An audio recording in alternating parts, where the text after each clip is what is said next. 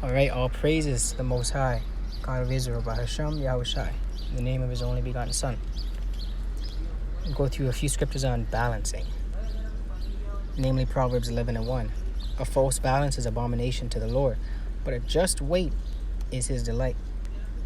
And there's at least two folds that I'm gonna put some scriptures on.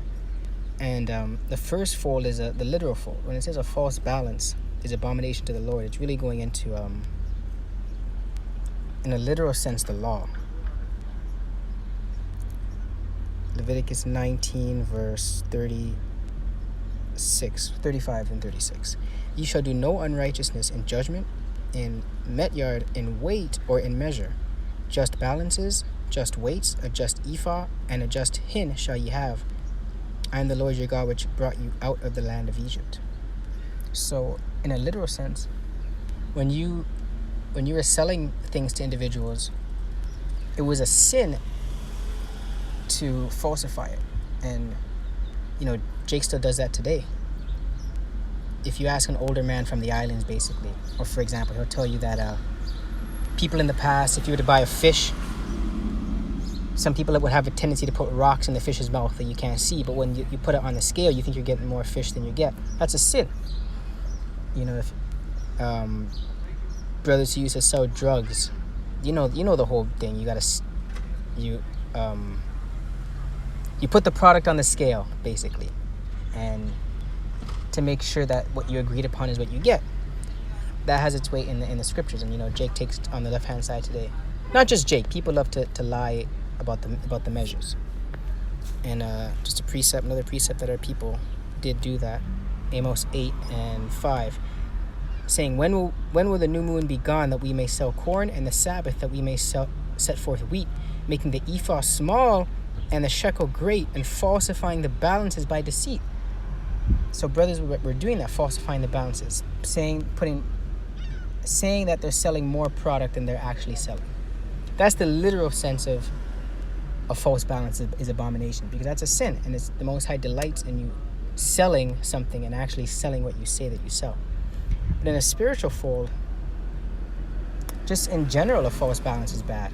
You often hear brothers pull that scripture of false balance when people will say, well, God is love, and they'll say 1 John. It says in 1 John that God is love. Forgive me. 1 John 4, verse 8. He that loveth not knoweth not God, for God is love. So people will say, you see, God is love. And often people will say, well, Proverbs 11:1 says a false balance is abomination, because God can't be just love. There is hate to God, in that he hated Esau. You see Sirach 12:6 saying he hates sinners. There are a lot of things. Proverbs 6, gives you the 6 things that the Most High hates. So the Most High loves and he hates, according to the Bible. So that was a few quick points on a false balance, and we have to apply that in our lives too. We can't just, we can't go to this scripture.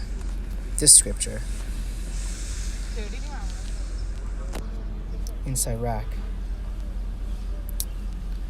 Okay.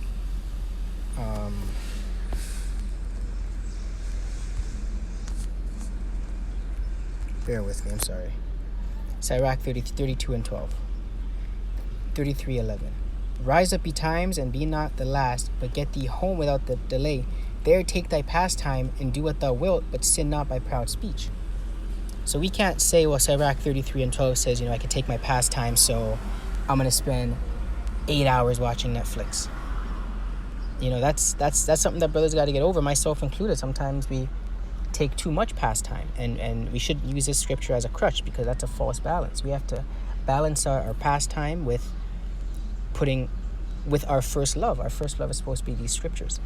And of course, much studying is weariness of the flesh, and we need our pastime and our relaxation time, but always have to keep in mind and try our best to apply that wise proverb that a false balance is abomination.